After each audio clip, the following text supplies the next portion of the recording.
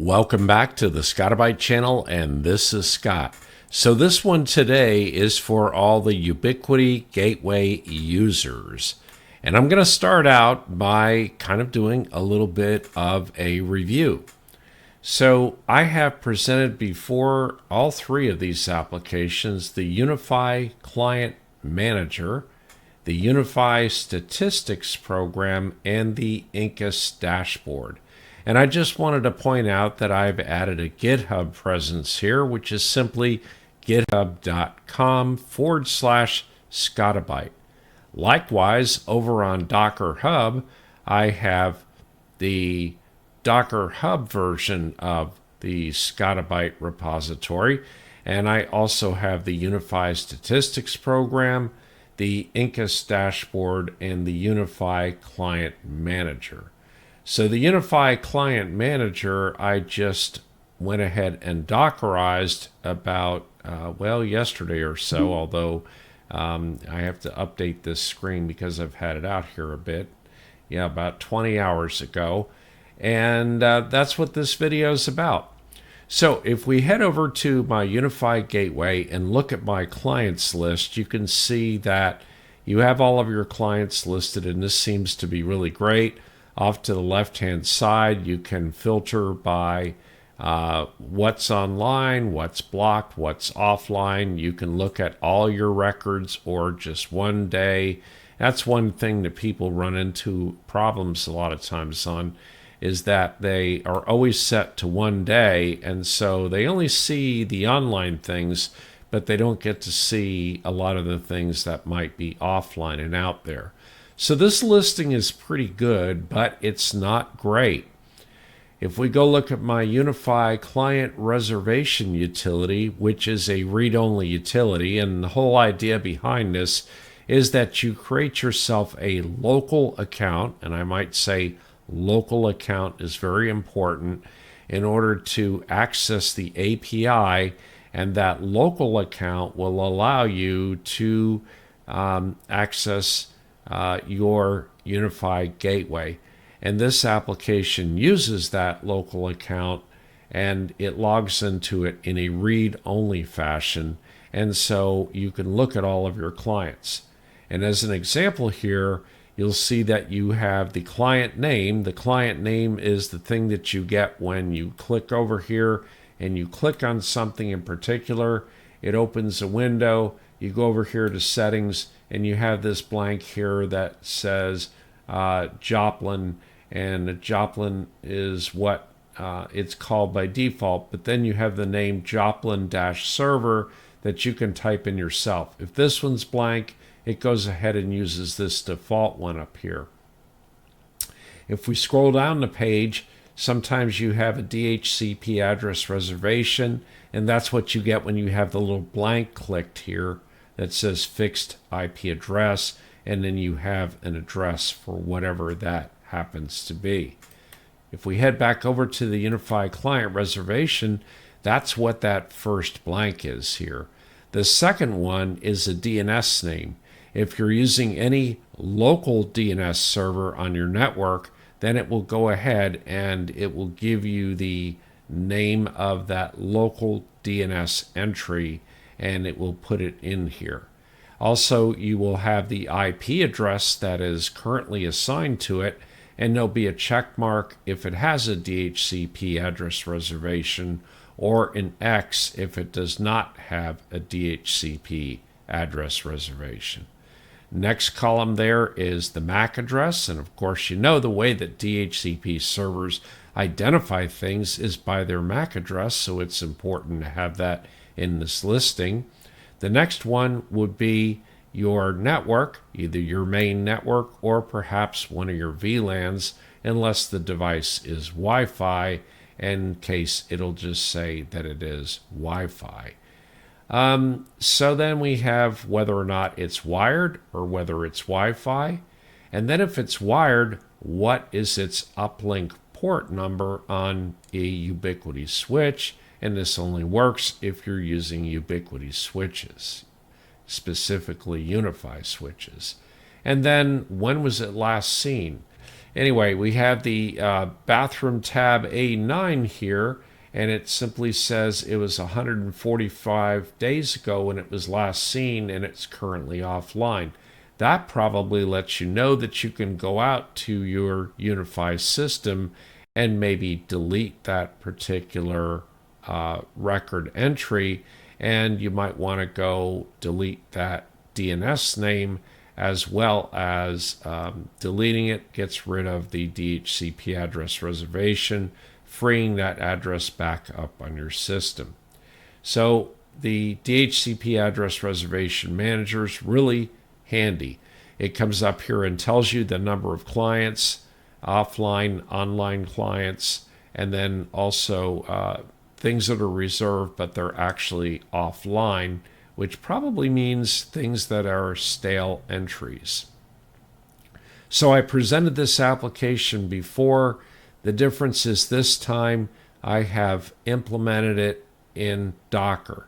And so that's what we're going to talk about today, how to get the DHCP address reservation manager, otherwise what I call the Unifi Client Reservation Manager, implemented on your system. My Unifi Client application is now a Docker container, and so I'm going to go ahead and install it inside of an Incus container for better backup and better application isolation, which is a best practice that I usually present on the channel here. So we've done an Incus launch on Ubuntu 26.04. We're calling the name of the container Unifi Clients. We're using the default profile as well as the bridge profile. If you're unfamiliar with the bridge profile or Incus, go over and watch my tutorial entitled Incus Container Step by Step. We're setting boot.autostart equals to true, which means that whenever the Incus server starts, this container starts. And then we're setting up security.nesting equals to true because we're putting another virtualization system inside of this virtual container, and that virtualization system is Docker. So we want to go ahead and move inside of this container, and we're going to do so with an Incus shell, and we're going to go ahead and move into the client container we just created, which is Unifi Clients. Anytime you create a new container or install a new operating system, it is a best practice to take all of the updates. So we're going to do an apt update, ampersand apt upgrade, and the -y on the end just goes ahead and confirms, so I don't have to type in the -y. And as you can see here, usually when you create a new container, you're not going to have any new updates. Now, here's something kind of interesting, and that is that they now in Ubuntu 26.04 give you the ability to rewrite the repositories into a newer format. So I'm going to go ahead and do this apt modernize-sources as they suggest. And so it says there's one source that needs to be rewritten into the new format. I'll go ahead and say yes, go do that. And that's really pretty simple. So after we've done that, we have a few dependencies that we're going to need for our application, and these are really pretty basic. We're installing the Nano editor, so we have a text editor, net-tools, because it's convenient to do an if config command, and I just like the way it formats it better than the IP command, even though net-tools technically is deprecated. We need the curl command in order to install Docker, and open SSH-server is needed so that you can SSH into your system to perform maintenance later. Now we install Docker from the script on the Docker website. Now that Docker's installed, I'm going to go ahead and add myself a username with an add user Scott. We're going to give Scott a password, verify that password, and accept the rest of the prompts. Now we're going to go ahead and put Scott into the sudo and the Docker groups. We put him in the Docker groups so that we don't have to use sudo to execute Docker commands. And now that we've done that, let's go ahead and log into the Scott account with an SU space dash space Scott.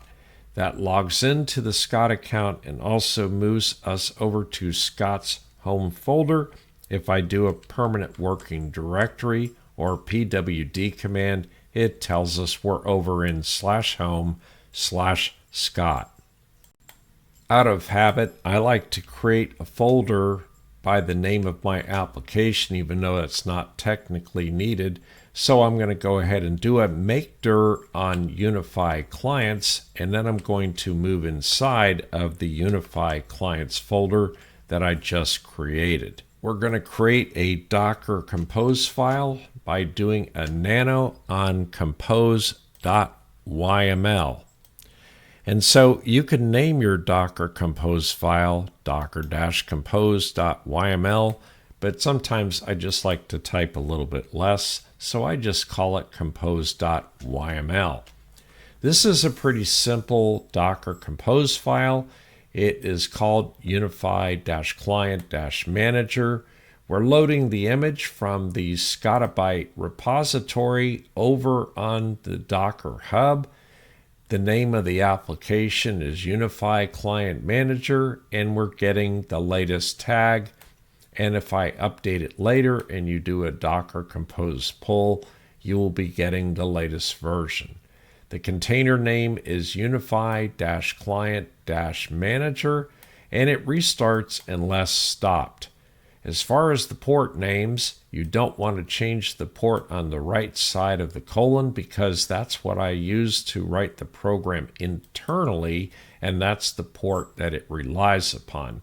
However, you can change the port number to the left of the colon, and I decided to make it port 80 because since we're running inside of an Incus container, we know that all the port numbers are available to us. And finally, we have an environments variable file that is called .env, and that's what we're going to be creating next. So let's go ahead and do a Control-O and Enter to write the file out, and a Control-X to exit the nano editor. Now we do a nano.env. Did you know that anything that begins with the period is a hidden file in Linux? So when you do a regular ls command, you don't see it. You would have to do an ls-a to see all files, including hidden files. So once we're in the editor here, I'm going to paste in the template for the environment variables file. The first thing we have here is the Unifi base URL. This is HTTPS and not HTTP, and the address is the address of your cloud gateway or the address of your cloud key if you're using one of those. So this address by default, if you installed your Unifi Gateway, would be 192.168.1.1, but many of you are using different addresses, so this address is important to change. Next, we have the Unifi username. I have admin in here, and all that really is a placeholder. What's required here is a local username, not a cloud username. So the cloud username that you use to sign into unifi.ui.com is normally your email address. But what we want here is a local username, and you can get one of those by going into the people section of the network application, creating an account, and being sure to check off the checkbox that says local access only. And then we have the Unifi site, or next, I guess, actually, we have the password. We have to put in the password for the account that we create. And then we have the Unifi site. If you don't know what this is, don't change it. And most people will not need to change it because their default site will be called default. And then the port number is 3000. That's required for my application internally. Don't change that, even if you do change the port number for the application. And then the polling interval is here. You won't want to change it most likely. And then I have the verify SSL equal to false. So if I edited all those values and everything is correct, we do a Control O and Enter to write the file out, and a Control X to exit the Nano editor. Let's start the application with the Docker space compose space up -D, and that pulls all the overlays from the Docker hub and creates a container and starts the application. With the application started, I do a Docker PS, and it says that it has been started 11 seconds ago. And now we do an if config to find out the address of our container, and we want to look for the ETH0 device, and our address is 172.16.1.223. So back up on my web browser, I want to enter 172.16.1.223 and hit enter, and the Unifi Client Reservation Manager is now up and running. I hope that the Unifi Client Reservation Manager is as helpful to you as it has been to me. Anyway, that's it for today. Please subscribe and like to the channel, and don't forget to hit your notification bell, and we'll see you next time.